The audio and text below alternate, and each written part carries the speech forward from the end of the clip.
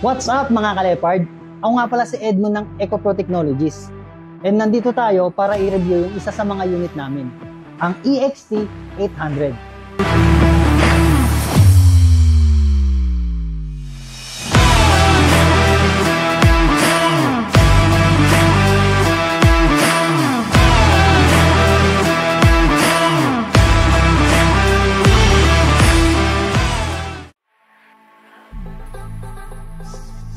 Dumako na muna tayo dito sa front wheel natin.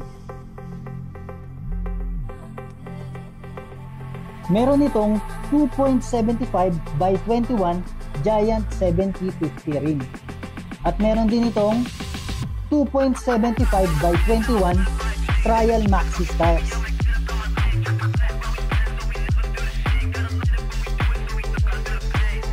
So dito naman tayo sa rear wheel set natin. Meron itong 4.0 by 18 Giant 7050 rim. At meron din itong 4.0 by 18 Trial Maxi tires.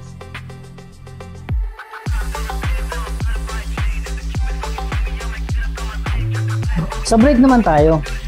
Bale yung front and rear brake na ito is naka-disc brake na merong size na 185 mm. Ang pinagkaiba nga lang nila is yung piston caliper ng harap at likod. Sa harap is naka 4 piston calipers at yung sa likod naman is naka 2 piston caliper.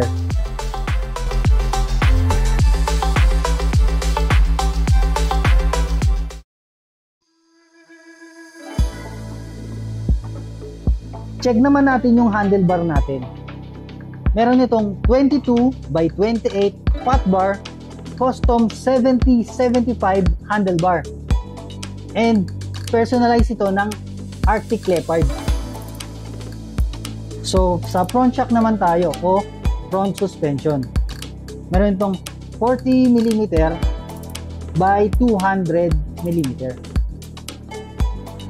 So sprocket set na muna tayo.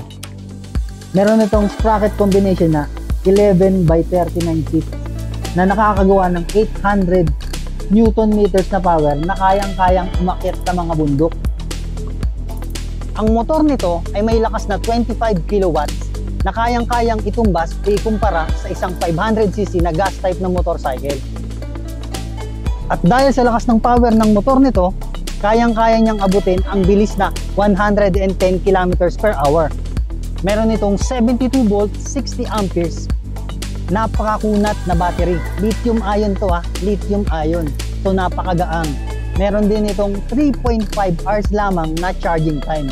So yung 72 volt 60 amperes mo, kayang-kaya nun makarating ng 190 kilometers. Isang gamitan lang, isang full charge na yon. Bago ko makalimutan, meron nga pala itong tatlong modes. Meron itong standard, sport, at competition na kayang-kaya nyong pagpalit-palitin anytime. So guys, kita-kits tayo sa aming next video. Ride safe!